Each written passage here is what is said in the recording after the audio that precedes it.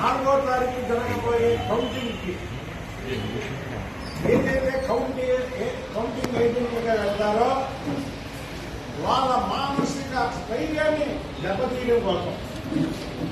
రెండోది, లోపల ఉన్నటువంటి అధికారులు కానివ్వండి, జిల్లా కలెక్టర్లు కానివ్వండి, మళ్ళీ ప్రభుత్వం జగన్మోహన్ రెడ్డిగా వస్తుంది, ఏదైనా అతి ఇదిగా ఉంటే లోపల వాళ్ళని మేనేజ్ చేయండి అనే ఒక సంకేతానికి నిన్న జగన్మోహన్ రెడ్డి అండ్ కో ఎవరైతే జగన్మోహన్ రెడ్డి టీంలో ఒక 5 నాయకులు ఉన్నారో, చంద్ర రామకృష్ణారెడ్డి, విజయసాయిరెడ్డి, సెక్యూరిటీ రామచంద్రారెడ్డి, సుబ్బారెడ్డి, వీళ్ళందరూ కలిపి నిన్న సాయంత్రం ఆరా మస్తాన్ అనే వ్యక్తితో ఈ ఫేక్ సర్వే పెట్టించడం జరిగింది.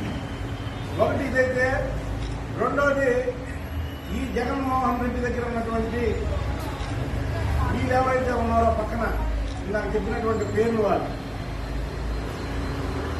బెట్టింగ్లు వాళ్ళే ఇందులో జాగ్రత్తగానండి. వైసీపీ వాళ్ళు కూడా రారు. మీరు బెట్టింగ్లు వాళ్ళు తెలుగుదేశం వైపు కాయడానికి, జగన్మోహన్ రెడ్డి గెలుస్తాడని వైసీపీ వాళ్ళు కాసే బెట్టింగ్లన్నీ కూడా వాళ్ళే కాసుకుంటారు. మీరు జాగ్రత్తగా ఇది మైండ్ గేమ్ ఇది. ఎందుకంటే ఎన్నికలైన మరుక్షణం నుంచి మనం చాలా ఛానల్లో చూసాం, కూటమి గెలుస్తుంది అని రూపాయికి 2 రూపాయలు, రూపాయికి 3 రూపాయలు, రూపాయికి 4 రూపాయలు, రూపాయికి 5 రూపాయలు, ఒక చోట రూపాయికి 10 రూపాయలు కూడా ఇస్తున్నారు అనేది ప్రతి ఛానల్లో వాళ్ళు వేశారు. ఇవాళ ఈ జగన్మోహన్ రెడ్డి వెనకాతలో ఉన్నటువంటి టీము వైసీపీ గెలుస్తారని ఎవరన్నా పన్ను ఈ ఆరా మొత్తం ద్వారా వేస్తే వాళ్ళకి ఎన్నికలైనటువంటి ఖర్చుని వాళ్ళ దగ్గర వెనకాతలో రాబట్టుకోవడం కోసం ఇది ఒక మైండ్ గేమ్. ఆ మైండ్ గేమ్ లో పడకండి. ఎవరైనా డబ్బులు అవుతే నేను చెప్పేది, ఆరా మొత్తాలతో ఫేక్ సర్వే నిన్న చెప్పించారు.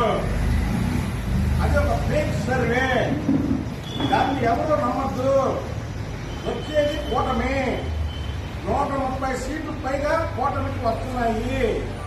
ఒక వేవు ఆంధ్రప్రదేశ్ లో ఒక వేవు ఉధృతంగా వచ్చింది. దీనికి నిదర్శనం ఏంటంటే జగన్మోహన్ రెడ్డి ప్రభుత్వం దిగిపోవాలని ప్రతి ఒక్కరిలో ఉంది. కాబట్టి రాష్ట్రంలో ఎగ్జిట్ పోల్స్ గురించి ప్రజలు దాదాపు ఎన్నికలైన మరుక్షణం నుంచి ఇప్పుడు వరకు కూడా ఆతృప్తగా ఉన్నారంటే ఆలోచించాలి. ఎప్పుడు కూడా ఎగ్జిట్ పోల్స్ గురించి ప్రజలు ఇంతగా ఎదురు చూసినటువంటి దాఖలాలు ఎక్కడా లేవు. ఈసారి ఆంధ్రప్రదేశ్ లో